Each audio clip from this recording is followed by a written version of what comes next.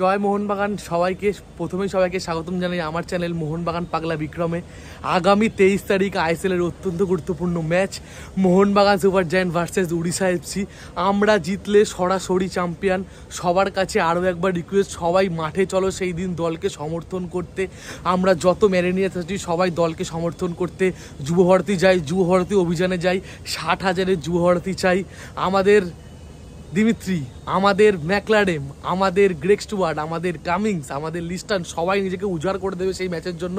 আমরা জিতলেই সরাসরি shield champion. তাই সবাই দলকে সমর্থন করতে দলে দলে যুবভারতী চলো।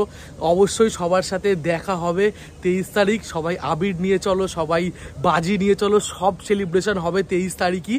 কিন্তু সবাইকে একটাই কথা বলার, আমরা এখনও কিন্তু শিল্ড পাইনি, তাই জন্য সব সেলিব্রেশন তুলে রাখো 23 তারিখের জন্য।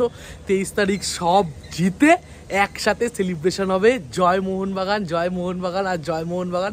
সবাই মিলে সেলিব্রেশন করব। অত্যন্ত গুরুত্বপূর্ণ ম্যাচ মোহনবাগানের কাছে, কেন উড়িষ্যার সাথে খেলা। উড়িষ্যা কিন্তু কখনোই মোহনবাগানকে ছেড়ে কথা বলবে না।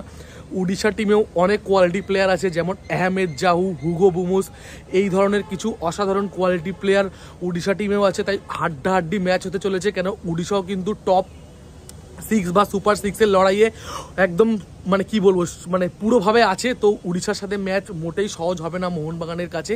কিন্তু টিমটার নাম মোহনবাগান, জানে কি করে জয় ছিনিয়ে আনতে হয়। তাই জন্য 23 তারিখ সবাই দলে দলে যুবভারতী চলো, দেখা হবে সবার সাথে। আরও একবার এই কথাটা বললাম। তো চলো, সবার সাথে দেখা হচ্ছে আগামী 23 তারিখ। উড়িষ্যা খেলা হবে তোমাদের সাথে। আসো 23 তারিখ যুবভারতীতে, অবশ্যই তোমাদের সাথেও খেলবো। তাহলে দেখা হচ্ছে সবার সাথে 23 তারিখ যুবভারতী ক্রীড়াঙ্গনে।